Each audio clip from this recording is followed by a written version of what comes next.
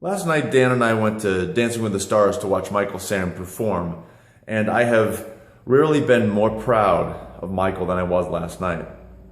He got eliminated from the show. He had not gotten enough votes the previous week to stick around, but he got to perform one last time last night.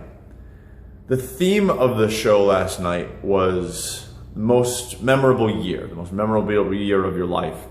And no big shocker, it was 2014 for Michael when he came out of the closet publicly, was drafted into the NFL, and a whole bunch of other things happened. The piece that Michael focused on was his father, his relationship with his father. How when Michael came out, it put a strain on his relationship with his father.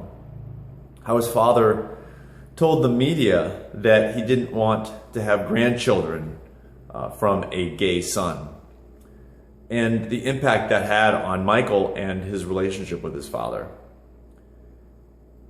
I've been with Dan for 12 years. We've lived in 2 cities together. We raised 2 cats. We've lived together for 12 whole years. And I have never met Dan's father.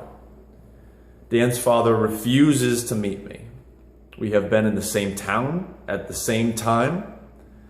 And Dan's father has said, I don't want to see Sid, I don't want to meet Sid. He's seen me on TV, he's mentioned that to his wife, Dan's mom, but he simply won't be in the same room as I am. Recently we were in Austin. Dan's dad lives part of the year in southern Texas, and we asked him just to come up and just sit at a restaurant and have dinner with us together. He said no. Dan's dad has never accepted that his son is gay. At times, it has driven the two of them apart for years at a time. Each time, Dan, my partner, tries to make inroads, tries to talk with his father, tries to bring us together. And every time, his father says, no.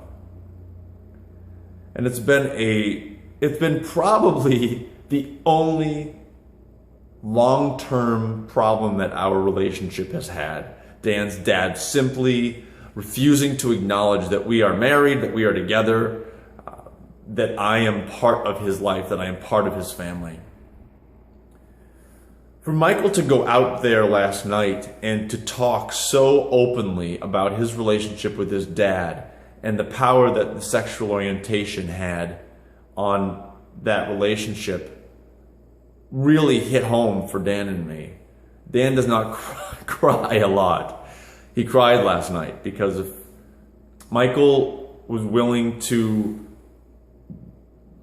be there out in front of the American public to showcase what is happening to some American families just because kids are gay. And my family is one of those families affected by that. People criticize Michael for talking to the press or not talking to the press. They criticize him for being on Dancing with the Stars. But to see Michael use that platform to send such a powerful message about the effect that homophobia has on LGBT kids and their families was incredibly powerful. Like I said, I have rarely been more proud of Michael Sam than I was last night. And I thank Michael so much for being out front and being willing to talk about these issues in such a powerful public way, even while my cat is running around behind me.